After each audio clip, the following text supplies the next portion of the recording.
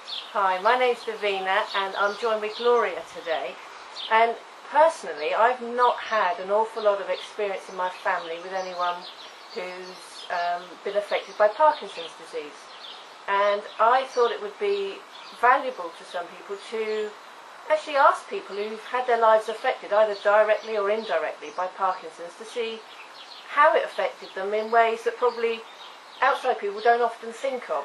The person, how it feels to have a parent diagnosed, and how, you know, how things happen from that, and how they see the disease progress, and how it just affects lives in everyday ways. So if we start then, I believe it was your mum, wasn't it, that was diagnosed with it? My mum. And she was about, I would say, about 75 when it happened. Yeah. Very strong lady who'd worked all her life.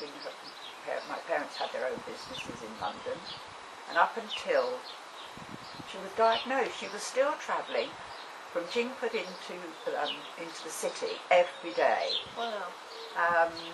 And as I say, she still ran the businesses. She did all the bookwork. She was 100%.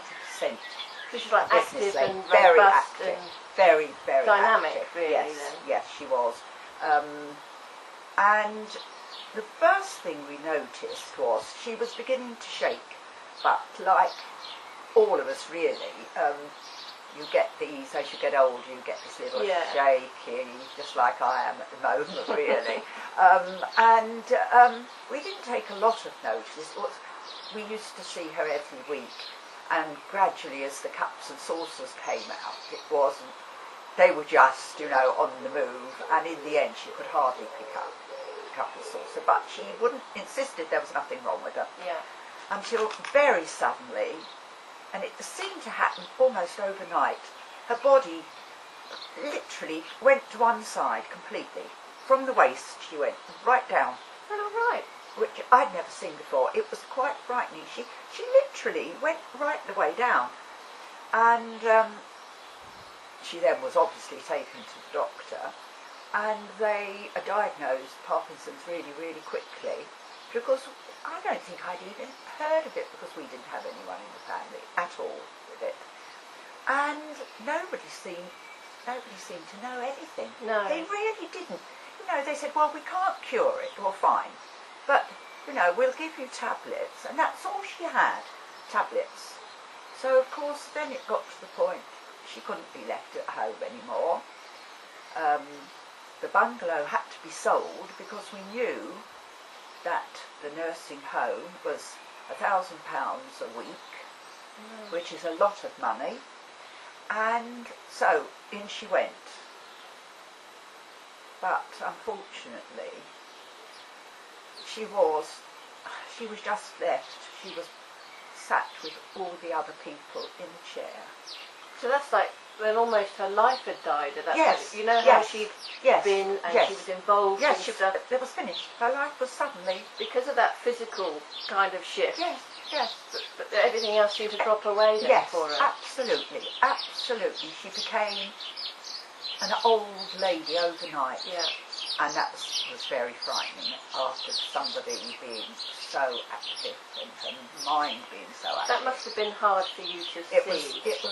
It was horrendous, actually. It was absolutely horrendous, because she never relied on anybody to do anything. She did everything herself.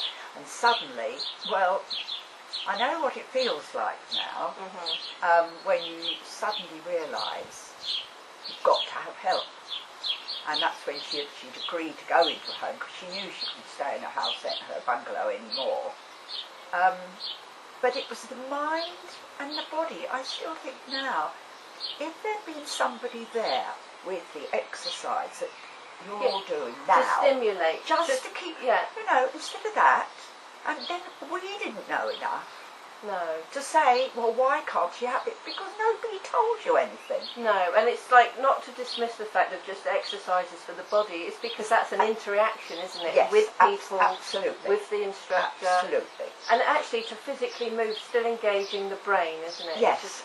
This is what was so awful, you see, because they weren't all Parkinson's cases in there by any means, so you can guess the mixture of people, and they're, you know. And I suppose that doesn't help, because we do tend to, well, if we see others sat down and not doing, that's what we do too. I mean, that's human nature, Yes, isn't it? absolutely. We do that. And she didn't know any different then. No. You see, she didn't know. We didn't know. No. We didn't know. What could we have done? No. I just don't know. In fact, 20 years ago, I don't know if there was anything. No, which is really. why it's vital that we remain motivated. Absolutely. As family members, though, and Yeah, as people helping, or even the people suffering with Parkinson's, Yes. Yes. is to, you know, not to give up.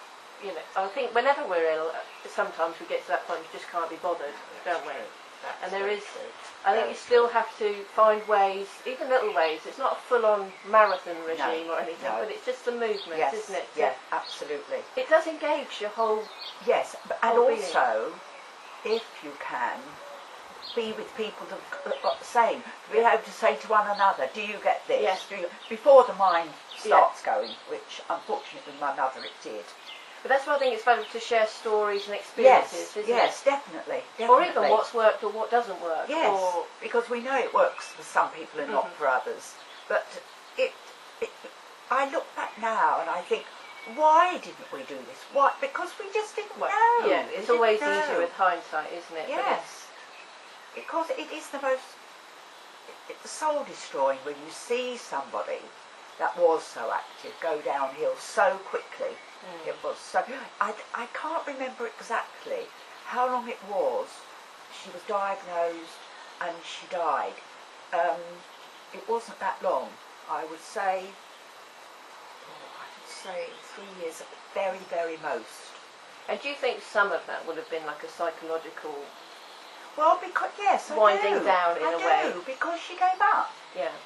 Because she had, you know, it's a bit like me. I've always been so active and always worked.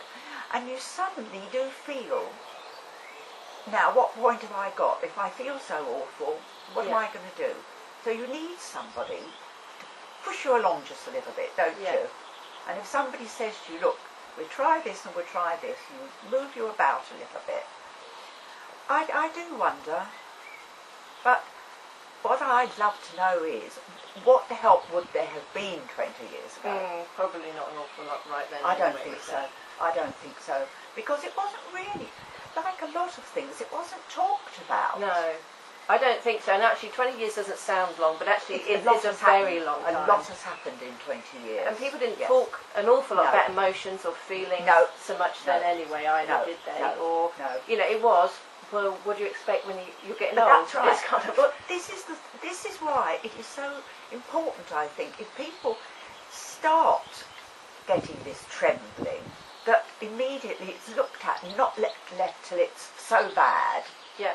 Because I've seen it in a couple of people, and one lady in particular who I'm very fond of, and I watch her, and she is,